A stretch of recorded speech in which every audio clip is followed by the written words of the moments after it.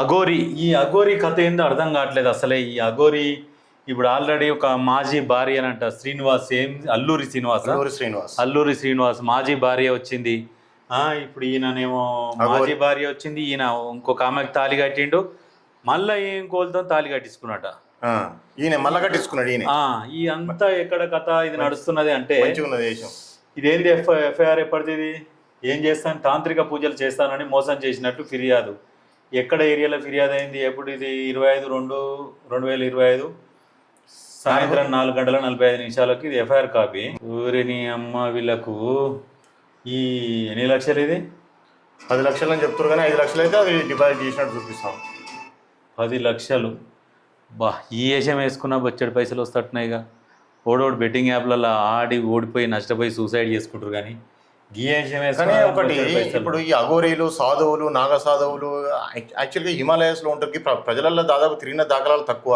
ఈడు దర్శడి తిరుగుతున్నాడు, ప్రజలలో తిరుగుకుంటూ ప్రజలను ఇబ్బంది పెడుతూ 2 రాష్ట్రాల ప్రజలను కూడా చాలా ఇప్పుడు దాదాపు సుమారుగా 6 నెలల కాలం నుంచి ఇబ్బంది పెడుతున్నట్టు తెలుస్తా ఉంది. కాదు ఈడు అఘోరి అని వీని దగ్గరికి ఎట్లా పోతారు, ఈయన ముఖం చూడు.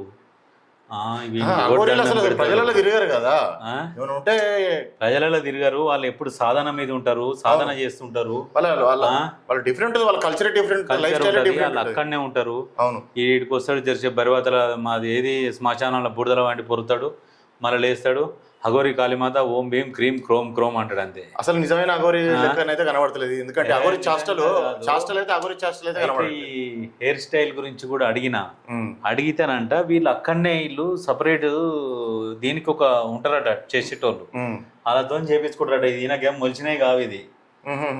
వీడంటాడు సనాతన ధర్మం నేను కాపాడుతా, నేను అది గుల కొడతా, ఇది గుల కొడతా. యాక్చువల్గా ట్రాన్స్జెండర్ అల్లూరి శ్రీనివాస్ ఒరిజినల్ పేరు. ట్రాన్స్జెండర్ నుంచి ఏం చేసిందంటే ఇక ఈ వేషం వేసుకొని ఇక ప్రజలు ఇబ్బంది పెడుతూ ఈ రాష్ట్రాల్లో తిరుగుతాం. ఇంకొక మన ఇక్కడ ఉంటారు ఒక ట్రాన్స్జెండర్, ఎవరు అంటే పేరు వర్షితనా ఏమో ఉంటది. ఓకే, అవును. ఆమె ఏమన్నదంటే ఏంద్రా నాయన నువ్వు అందరు ఇజ్జత్ తీస్తున్నావు, నువ్వు కింద గోపించుకొని పైన పెట్టుకొని ఆ పిల్లని పెళ్లి చేసుకొని నువ్వు ఏం చేస్తావు, ఆ పిల్ల జీవితం ఆగం చేస్తావు అని మాట్లాడింది. నిజమే ఆమె మాట్లాడింది. ఎందుకు వీడు ఈ రకంగా చేస్తుంటే కూడా నిజంగా ఇప్పుడు ఏపీ గవర్నమెంట్, తెలంగాణ గవర్నమెంట్ మరి వీళ్ళ మీద యాక్షన్ తీసుకోవాలి కదా. తీసుకోవాలి. దాదాపుగా ఇప్పుడు ఒక 6 నెలల నుంచి అయితే ప్రజలు చాలా ఇబ్బంది పెడతా ఉన్నారు. 2 రాష్ట్రాలలో ఇబ్బంది పడతా ఉన్నారు. అవును, పోలీస్ డిపార్ట్మెంట్ వారిని కూడా బూతులు తిట్టింది, బూతులు తిట్టడము, ఇబ్బంది పెట్టడము, ఈమె ఆగిన చోట ప్రజలు అడ్డుపడము, వాళ్ళని తిట్టడము, ప్రజలను తిట్టడం, తన్నడము, చాలా చేష్టలు ఉన్నాయి. ఏదో పోలీసు వాళ్ళని మాడిపండు చీకాయం అని అన్నది. ఇక నోటికి ఏదో వస్తుంది మాట్లాడు. ఇంకొకటి ఒకటి కొత్త కేసు అయింది శంకర్పల్లి ప్రిన్సెస్ లా. ఇగో యాక్చువల్గా ఏంటంటే ఒక 10 lakhs ఏదో పూజలు చేస్తామని ఒక 10 లక్షలు తీసుకున్నారట. తీసుకుంటే దాదాపు ఒక నెల రోజులు అవుతుంది సంఘటన జరిగి. పొద్దు కింద రాకినా గానీ 500 వస్తలేవు కాలంలో. వీడిని నమ్మి పైసలు ఎట్లా ఎందుకు ఇస్తున్నారు? అసలు పైసలు ఇచ్చే వాళ్ళకు కూడా బుద్ధి ఉండాలి. వాళ్ళకి వాస్తవం చెప్పానంటే ఈ మంత్రాలకు చింతకాయలు రాలుతాయి, ఇట్లా రాలుతాయి. ఏంది మీరు వాడే అడక తింటుండ్రు రోడ్ల పైన తిరుగుకుంటా. మీకెక్కలో వాడేం పని చేస్తాడు, మీకు ఎట్లా పైసలు వస్తాయి వాడు పూజ చేస్తే. కానీ ఇక్కడ మెయిన్ ఏంటంటే దీన్ని కొంతమంది ఏం చేస్తారంటే సెన్సిటివ్ ఇష్యూగా అనుకుంటారు. ఏమన్నా చేస్తే ఇప్పుడు ఇక లాస్ట్ కి ఇదంతా అయిపోయింది. ఈ ముదిరి ఇది ఆగం అయిపోయింది. వీడు వస్తుంది బైరూపులోడు ఉన్నాడు, వీడు ఆగం కాడు, వీడిని పడించుకోవద్దన్న కాడికి పోయింది. వీడిని ఏం చేయాలంటే ఒక్కసారి పోలీసులు పట్టుకొని కూడా కరెక్ట్ వాళ్ళ ట్రీట్మెంట్ ఉంటుంది కదా, పోలీసుల ట్రీట్మెంట్ వానికి ఇవ్వాలి. పోలీసులను కూడా తిట్టిండు. అదే మామూలుగా వేరే వాళ్ళు తిట్టిండే పోలీసుని ఏం చేస్తుండే, ఇమిడియట్ గా యాక్షన్ తీసుకుంటారు. ఏం చేస్తారు, తీసుకుపోయి ట్రీట్మెంట్ చేస్తారు. మంచి కౌన్సిలింగ్ ఇస్తారు. మరి ట్రీట్మెంట్ ఇవ్వాలి కదా. మరి పోలీసులు కూడా ఇప్పుడు కూడా ఎక్కడ దొరికినప్పుడు మాత్రం మంచి కౌన్సిలింగ్ ఇవ్వాలి, జీవితాలు మర్చిపోకుండా. ఇవి మరి వీని గురించి మరి వీడు ఎన్నడు దొరుకుతాడు మరి పోలీసు వాళ్ళకు? ఇదేమన్నా ఎవరి అన్నా ఒక పాపం యాక్చువల్గా ట్రాప్ చేసి, ఆమె పేరు వర్షిని ఏదో పేరుంది.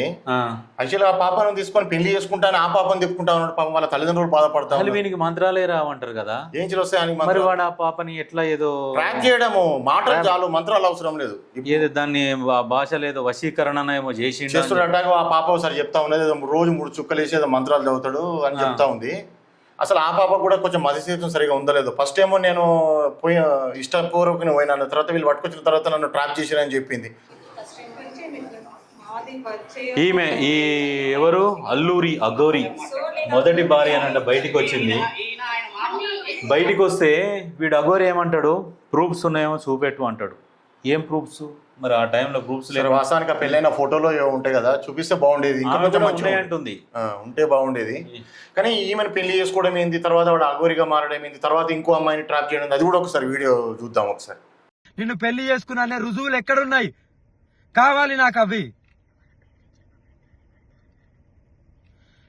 నువ్వు బెదిరిస్తున్నావనే కదా నేను తాళి కడతాను సరే ఉండు అని ఊరికే అన్నది. నీకు కట్టానా? నీకు కట్టింది చూపెట్టు, మరి నీకు కట్టింది చూపెట్టు. మెడలో తాళీలు అంటున్నావా? ఇగో నా దగ్గర చాలా ఉంటాయి, ఓకేనా? ఇది అమ్మవారి తాళీలు, ఓకేనా? మరి ఎలా అంటావు నువ్వు? నిర్ధారణ లేని మాట్లాడద్దు. నీ దగ్గర ఏం ప్రూఫ్లు ఉన్నాయో చూపి, మీడియాకు ధైర్యంగా చూపి, నిరూపించుకో, కానీ నిందలేయడం కాదు. అసలు వీని ముఖము, వీని కథ నిజంగా మేము అసలు చాలా ఘోరమైన పరిస్థితి. నిజంగా ఈ నమ్మే వాళ్ళదైతే జరనన్న ఆలోచించుకోవాలి ప్రజలు. అయితే నువ్వు లాయర్వే కదా అంటుండు, వీనికేం తెలుసు మరి లాయరా కాదా అని? ఇప్పుడు వీడంటున్నావా ఈమె అంటున్నావా? నాకు కూడా అర్థమైతలేదు మరి. మరి ఈమెనా వీడా అనేది కొంచెం క్లారిటీ రావాలి. ఇప్పుడు మొదటి భార్య ఏమంటుండంటే నువ్వు లాయర్వే కదా అంటుండు. మరి ఇప్పుడు వచ్చి నువ్వు డైరెక్ట్ నువ్వు ఒక కోర్టులో చేస్తున్నావు కదా, నువ్వు ఒక లాయర్వే కదా, మరి నువ్వు ముందుకు వచ్చి నువ్వు ఎందుకు చెప్పలేదు? ఆమె లాయర్ అయిందన్నట్టు మరి వీనికెట తెలుసు? నీ అంత అందగాడు దొరకడు ఆమె మన డబ్బా పట్టుకుని వస్తే నువ్వు తాళి కట్టి నీతో ఎంబడి పడ్డాది. ఏమిరా నవ్విపోదునమ్మా, నాకేం సిగ్గు అన్నట్టు. నిజంగా ఈ సిగ్గులేని బతుకులు ఎందుకు బతురో ఏం కథ.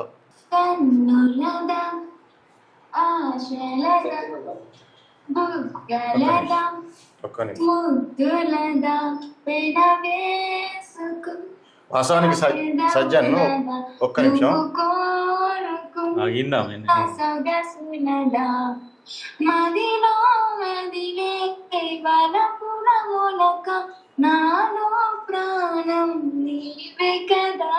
ఈ ఉద్దేశంతోనే ఇబ్బంది పడతా ఉన్నప్పుడు ఇప్పుడు కొత్త దేశం తయారైనట్టు. కొత్త దేశం తయారైంది. ఈ పోరికి దీనికి ఏం పుట్టిందో ఇది, ఎవరు దొరకలేదా, వీనెమ్మడి పట్టి పడైంది. అసలు వీడు ఏదో మంత్రాల ఏమో చేస్తారట కదా, ఏదో పూజ చేస్తారట. నిజంగా ఈ అమ్మాయి తల్లిదండ్రులు కూడా బాధపడతా ఉన్నారు నిజంగా. ఒక్కొక్కసారి వీళ్ళని చూసి ఏమనిపిస్తుంది అంటే, వీళ్ళు కూడా టీవీలలో ఫేమస్ అయితేందుకు మరి సపోర్ట్ చేస్తలేరా, లేకుంటే ఫేమస్ అయిదామని చూస్తుర్రా అని చెప్పేసి ఒక్కొక్కసారి అనిపిస్తుంది. చూడు ఒకసారి ఇక్కడ చూడు. ఒకవేళ ఇట్లాంటి పనులు చేస్తే, ఒకవేళ వేరే వేరే వాళ్ళు అయితే, మన దాంట్లో ఉన్నోళ్ళు అయితే ఈ ఏదో చేస్తారు, కథం మధ్యలో కలుపుతారు. గీవీని అయితే ఇప్పుడు అమ్మాయి జీవితం లైఫ్ ఏంది, అది లైఫ్ ఖరాబ్ అయిపోయినట్టే కదా.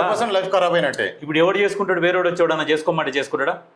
ఇప్పుడు గిట్లాకి ఇప్పుడు ఈ చెంచల మనస్తత్వం అంటారు. చెంచల మనస్తత్వం అంటే నిలకడగా లేకుండా ఒక 4 రోజులు ఒక రకంగా, ఇంకొక 4 రోజులు ఒక రకంగా బిహేవ్ చేస్తూ ఉంటారు. చెంచల మనస్తత్వాలు ఉన్న వ్యక్తులను కూడా వాస్తవానికి ఇంతకుముందు అగురితో అంత క్లోజ్ ఉన్నది, బలవంతంగా తీసుకుపోయినట్టయితే ఇంత క్లోజ్ ఉంటారు. అసలు వీనితోని పొద్దుగాల లేస్తే ఓపెన్ చేస్తే నీ అమ్మ శనికున.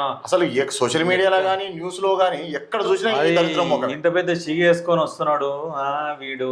అసలు నేను ఇప్పుడు ఈ గత 30 సంవత్సరాల్లో మనం ఎన్నడూ ఇటువంటి న్యూస్ చూడలే.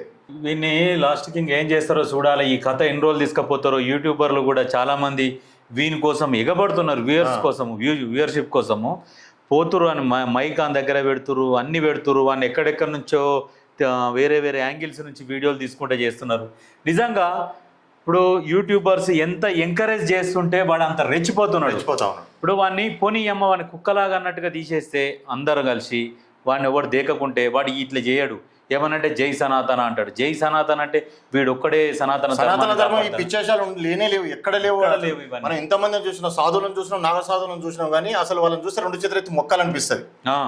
మనం మొక్కాలనిపిస్తుంది, వాళ్ళని మొక్కుతాం కూడా. వాళ్ళు మనం పట్టించుకోకుండా వెళ్ళిపోతారు తెలుసా. సాధువులు కానీ, నాగ సాధువులు కానీ, అఘోరులు కానీ మనం ఎప్పుడన్నా కనబడ్డప్పుడు 2 చేతులు ఎత్తి మొక్కినా మన వైపు చూడకుండా ఖాళీ కన్నతో చూసి వెళ్ళిపోతా ఉంటారు. అవును, ఇది ఎక్కడి దరిద్రం ఇది.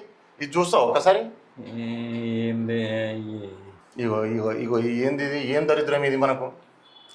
చూడండి, అందరికీ ఒక రిక్వెస్ట్ చేస్తున్నా, యూట్యూబర్స్ కానీ ఛానళ్ళలో కానీ ఈ దరిద్రుడిని చూపేట పిల్లలు ఖరాబ్ అయ్యే అవకాశాలు ఉన్నాయి, సొసైటీ ఖరాబ్ అయ్యే అవకాశాలు. ఈ పొల్లకు కూడా మైండ్ చక్కలేనట్టుంది. దాన్ని కూడా తీసుకుపోయి హాస్పిటల్ వేసి కౌన్సిలింగ్ ఇప్పియాలి. కౌన్సిలింగ్ ఇప్పిస్తే ఏదైనా మారుతుందేమో. మళ్ళీ మారినాక కూడా ఈ పొల్లకు టీవీలు కానీ ఫోన్లు కానీ ఇవ్వకుండా ఒక 6 నెలలు తీసుకుపోయి ఎక్కడైనా పడేస్తే అప్పుడు సెట్ అవుతుంది.